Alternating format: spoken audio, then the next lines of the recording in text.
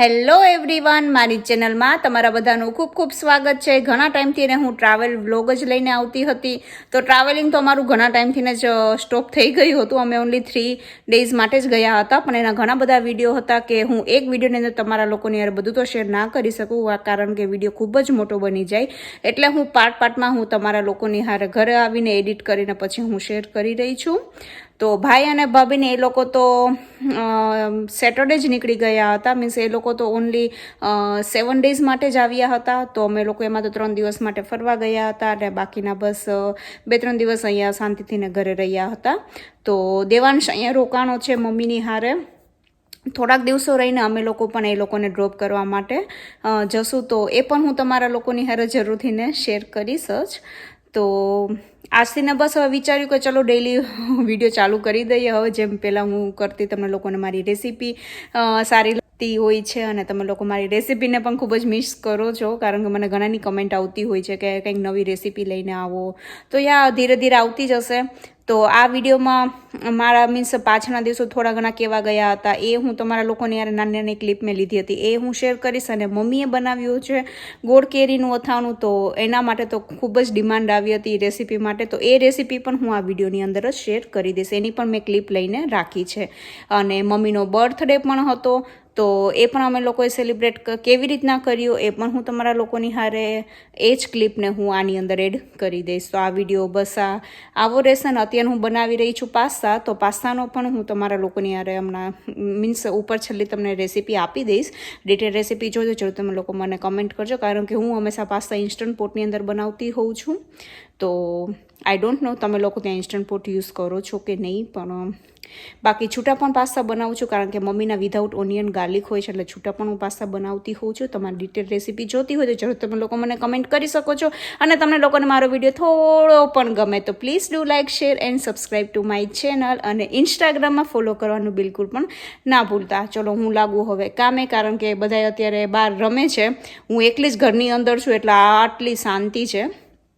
Mummy walking કરે છે, મિશા દેવાંશ બંને બહાર રમે છે. અત્યારે સાંજે અમારી સોસાયટીનો માહોલ ને એકદમ આપણે ઇન્ડિયન સ્ટ્રીટમાં ક્યાં બધા છોકરાઓ રમતા હોય ને એવો થઈ જતો હોય છે. તો યા હું ક્લિપ પણ તમારા લોકોની યારે શેર કરીશ કે અહીંયા સાંજનો માહોલ કેવો હોય છે તે. કારણ કે ઘણા લોકો તમે મને પૂછતા હોવ છો કે તમારે ત્યાં ઇન્ડિયન નેબર છે કે નહીં. તો અમારી સોસાયટીમાં 80% લોકો ઇન્ડિયન્સ જ છે. ગુજરાતીના ઘર આઈ થિંક 4 છે, બાકી બીજા બધા સાઉથ ઇન્ડિયન્સ છે ને એવી રીતના ઘણા જ બધા લોકો અહીંયા રહેતા હોય છે. તો ખૂબ જ બધા હળીમળીને રહેતા હોય તો ખૂબ જ મજા આવે. અને ઘણા લોકો એવું મને કહેતા હોય છે કે તમે લોકો એ લોકોને કેમ નથી દેખાડતા. તો હું કોઈને દેખાડી ના શકું મારા વિડીયોમાં, કે કોઈની પરમિશન હોય તો જ હું એ લોકોને મારા વિડીયોમાં લઈ આવી શકું, રાઈટ. તો હું એ લોકોને મીન્સ કે મારા વિડીયોમાં નથી લઈ આવતી હોતી એટલે. તો ચલો હું હવે બનાવું પાસ્તા, કારણ કે મમ્મીના પાસ્તા મેં અહીંયા બોઇલ કરવા મૂકી દીધા છે ને, ઘણી પછી બહુ ચડી જશે નહીંતર. તો ચલો હું હમણાં તમને થોડીક વારમાં મળું. પાસ્તા બનાવવા માટે હું સ્વીટ પેપર પાલકનો યુઝ કરતી હોઉં છું. તો આ વિધાઉટ ઓનિયન ગાર્લિક છે, તો અહીંયા પાલક અને આ મરચાં મેં કટ કરીને અહીંયા રાખ્યા છે. બાકી જે ઓનિયનનો વઘાર જે કરવાનો હતો તે મેં મારા પાસ્તામાં મેં કરી દીધો છે. અને અહીંયા મમ્મીના પાસ્તા પણ મેં સાઈડમાં બોઇલ કરવા માટે મૂકી દીધા છે. તો આ હું ઇન્સ્ટન્ટ પોટની અંદર અમારા લોકોના પાસ્તા બનાવતી હોઉં છું. એની અંદર મેં ઓનિયન, પેપર્સ અને પાલક નાખીને પાસ્તા કૂક કરવા માટે હવે હું અત્યારે મૂકી દઈશ. ડિટેલ રેસીપી જોતી હોય તો જરૂર તમે લોકો મને કમેન્ટ કરી શકો છો. અત્યારે જિગ્નેશ અને દેવાંશ બે રમી રહ્યા છે.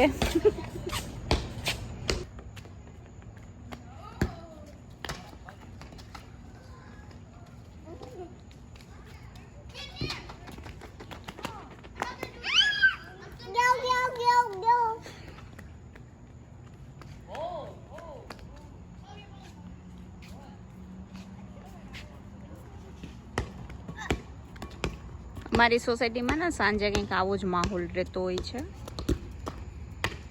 બધા છોકરાઓ રમતા હોય.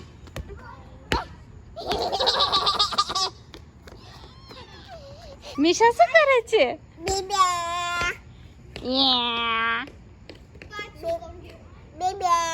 બેબે ચાલ.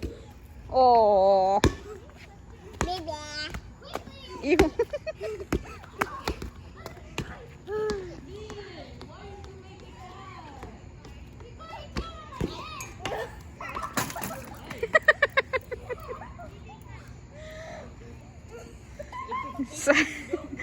સાયકલ પડી ગઈ.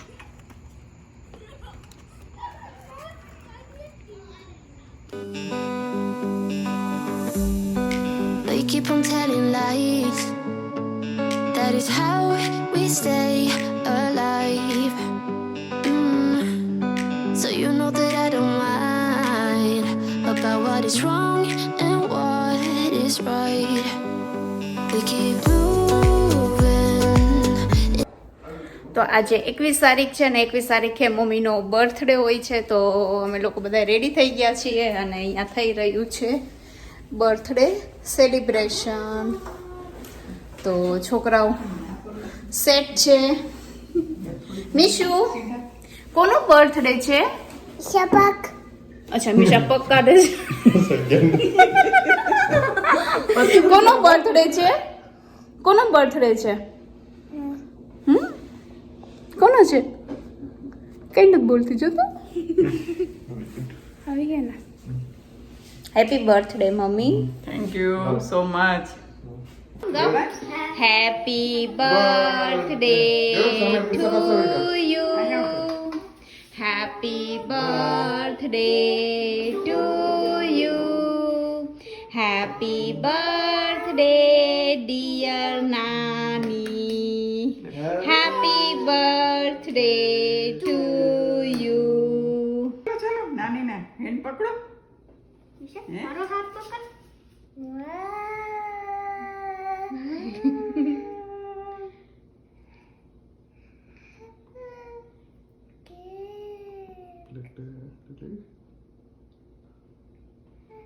બાકી રહી ગઈ છે. હવે મમ્મીનો ને પપ્પાનો ટર્ન ને. અહીંયા હવે કેક પાર્ટી ચાલી રહી છે. મીશુ, તને તો કેક નથી ભાવતી ને?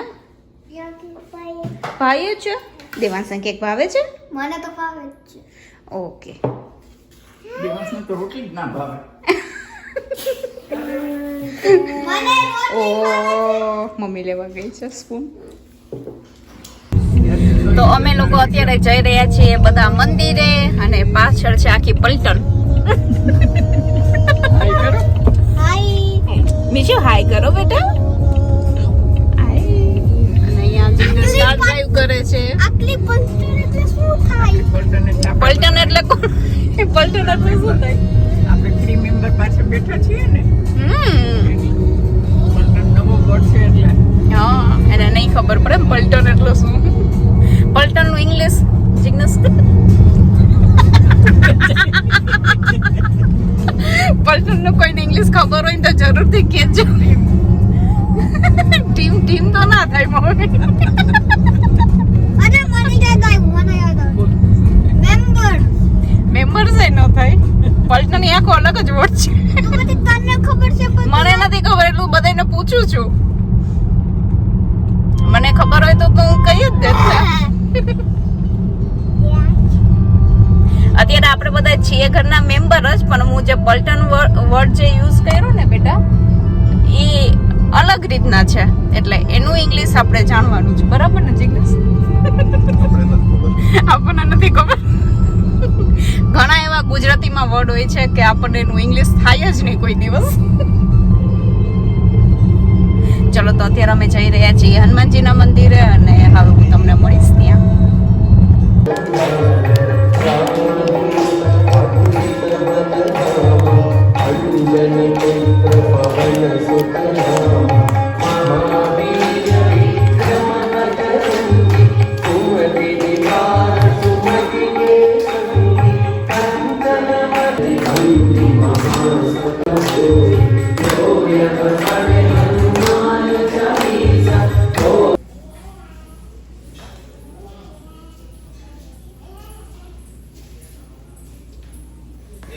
તો અહીંયા હું અને મમ્મી અથાણું બનાવતા હતા. મમ્મી મને પણ શીખડાવી રહી હતી અને સામે છોકરાઓ બે ડાન્સ કરતા હતા. એ લોકોને મ્યુઝિક મેં મૂકી દીધું હતું ને, એટલે થોડો કોપીરાઇટનો ઇશ્યુ આવે ને, એટલે મેં અહીંયા મ્યુટ કર્યું હતું.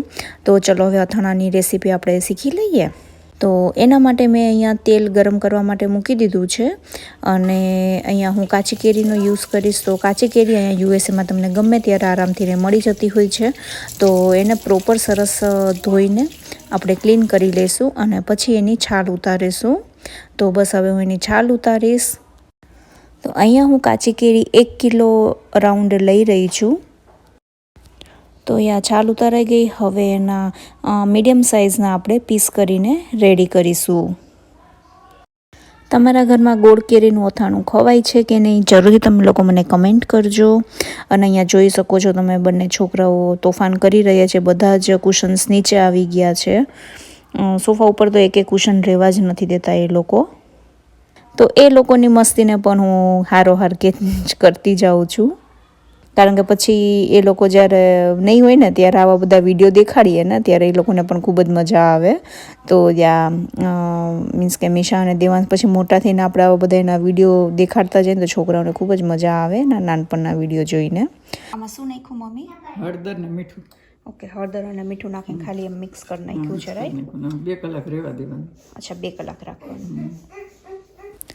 અહીંયા મારી પાસે ગોળ કેરીનો આ જે સાંભાર હોય ને એ રેડી છે, પણ જો તમારી પાસે ના હોય તમે માર્કેટનો પણ યુઝ કરી શકો છો, અધરવાઇઝ તમે લોકો ઘરે પણ બનાવી શકો છો. તો અહીંયા મેં એ લીધો છે અને એની અંદર અધકચરી વાટેલી વરિયાળી પણ આપણે નાખી દઈશું. વરિયાળીથી ને ગોળ કેરીનો ટેસ્ટ કંઈ ને કંઈક નેક્સ્ટ લેવલે જ થઈ જતો હોય છે. તો એનો જરૂરથી એનો ઉપયોગ કરવાનો, તો એનું અથાણું ખૂબ જ સરસ બનશે.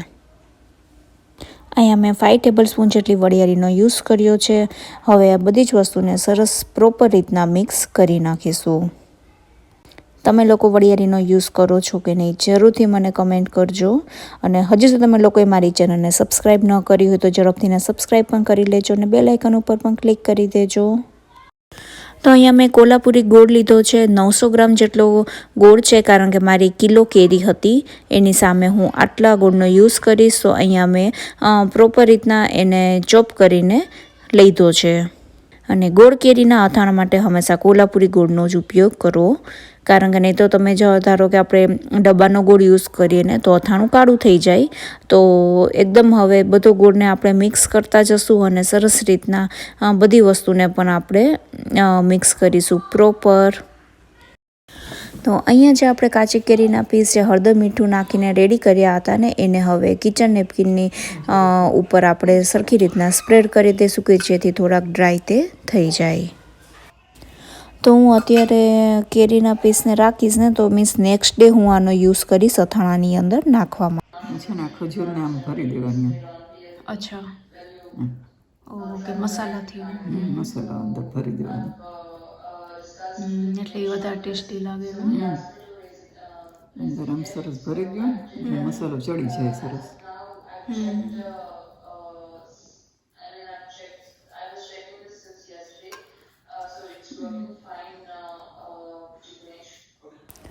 તો ખજૂર તો ભરાઈ ગયો છે અને હવે આની અંદર આપણે જે કેરીના પીસ જે રાખ્યા હતા ને આગળના દિવસે, હવે એની અંદર આપણે એડ કરી દઈશું. અને અત્યારે મમ્મીએ થોડુંક તેલ કાલે જ નાખી દીધું હતું, કારણ કે તેલ નાખીને પછી જ ગોળમાંથી ને પણ એનું પાણી નીકળવા માંડી જાય, એટલે તો થોડુંક એવું લચકા પૂરતું એ મમ્મીએ કાલે કરી નાખ્યું હતું અને હવે જરૂર પ્રમાણે તે તેલ પણ એડ કરી દેશે. તો બધી જ વસ્તુને સરસ રીતના અત્યારે મિક્સ કરી લઈશું. કાલ સરસ થઈ જશે. હવે આમાં છે ને ગાજર થોડાક સુધારી નાખો, ડ્રાય થઈ જાય એટલે.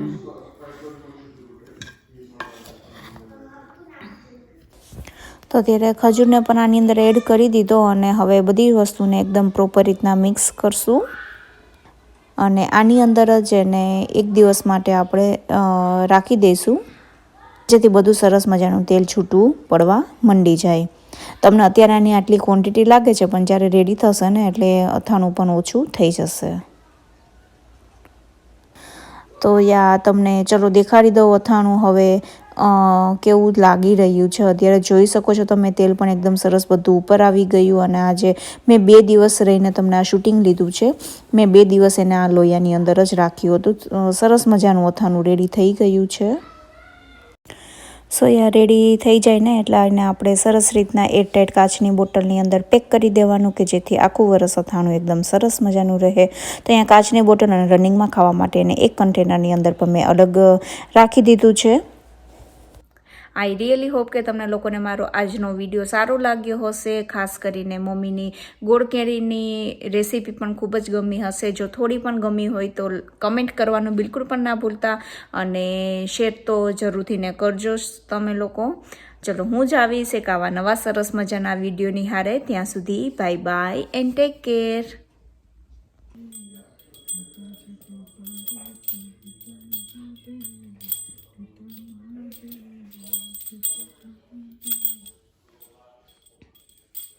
ઈશાને આરતી ઉતારવી છે બેટા.